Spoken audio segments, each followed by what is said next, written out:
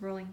Okay, this is Darcy's Roadmap to Success video. Darcy is also known as maybe one of the calmest puppies I've ever worked with, but he's been dealing with some separation anxiety, specifically in the kennel. The good news is that the guardians have actually helped him be able to make the transition to sleeping out in the living room and being in the house while they're sleeping at night, and he is not being destructive or doing anything like that.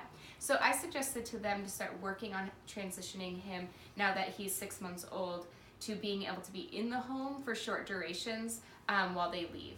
So to help make that transition, what I want to remind you to do is to start doing things that are associated with you leaving the house in little increments. So maybe when you get up in the morning, go pick up your keys and then set them back down. Just doing different things that will that usually signal that you're leaving, and then filter those throughout the day, so that way he's not always, it's less meaningful because it doesn't always result in you leaving. When you can get to the point where you're combining those things without him having too much of a reaction, and by reaction I mean if he's standing up and watching you or following you and his tail's at level with his spine or his back or lower, that's really good.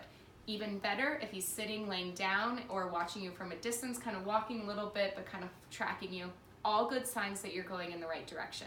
If he's getting too excitable, high tail, kind of jumping up at you, really following every move that you're making, those are signals that he's still too a little excited before moving on to that next step. So keep practicing and then combining things that usually go with your routine together before you would leave, until the point where you can walk out the front door without him really being too worked up by it. Another trick is to start giving him a bully stick, a marrow bone, or a Kong with like peanut butter or something like that in it before you're going to leave, so he's already invested in it before you walk out the door. And at first you're going to want to leave for maybe a minute.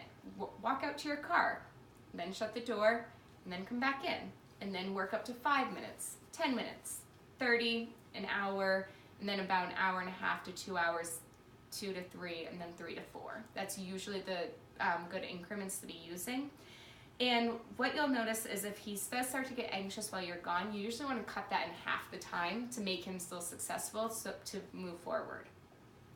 Other things that I want you to do to help him make the transition and reduce separation anxiety is to work with the focus exercise. Remember, that's with your hands on your knees and waiting for him to make eye contact.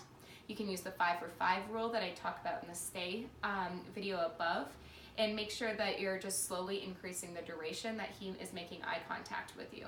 So work on the focus exercise, both guardians, once a day, and then work on the stay command, slowly increasing the difficulty level of the stay. So again, starting off being really close to him, then increasing how far away you are, and then slowly maybe being able to walk into another room or walk away with your back towards him and other things like that.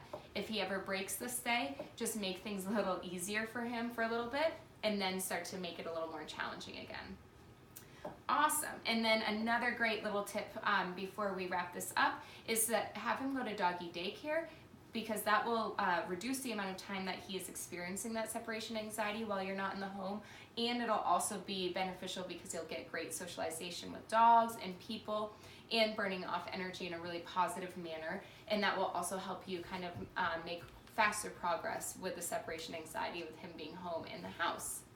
All right, I'm going to remind you that everything you do trains your dog, only sometimes you mean it.